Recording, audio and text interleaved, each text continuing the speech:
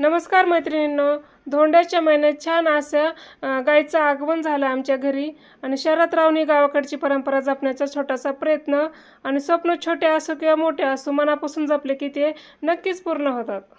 पुण्याहून लक्ष्मीचं आगमन आमच्या घरी झालं। छानपैकी टेम्पोमध्ये ती आणि तिच्या बाळाला घेऊन आलो।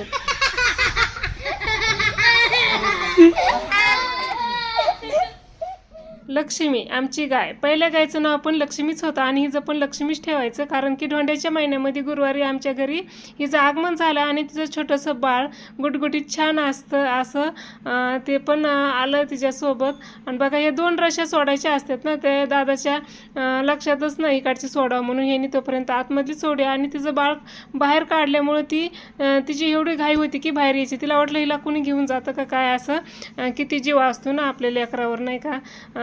तिला त्याच्यासाठी तिने गाडीतून उडी मारली आणि एक रशी सोडायची राहिली, त्याच्यामुळे सगळी घाई गडबड झाली। नंतर घेऊन आलो तिला आमच्या घरी। बघा सगळं नवीन ठिकाण, नवीन माणसं, तिला थोडंसं असं नाही का वेगळंच वाटत होतं, तर आणली आमच्या घरी। मस्त साफसफाई करून ठेवली होती छानपैकी ती यायच्या आधीच। आणि नंतर तिला घेऊन आलो मस्त खायला वगैरे, पेंट काय काय पदार्थ असतात ते पण घेऊन आले। आणि गाडीत आणल्यामुळं त्यानं खूप ऊन होतं ना, या वासराला पहिल्यांदाच पाणी प्यायला लागलं, तिकडं तर पितच नव्हतं। आणि आता पहिल्यांदा आमच्या घरी आल्याच्या नंतर पाणी पिलं आणि मस्तपैकी गायला खायला वगैरे टाकलं। नंतर दूध काढायचा टाईम झाला, प्रज्वल आला दूध काढायला।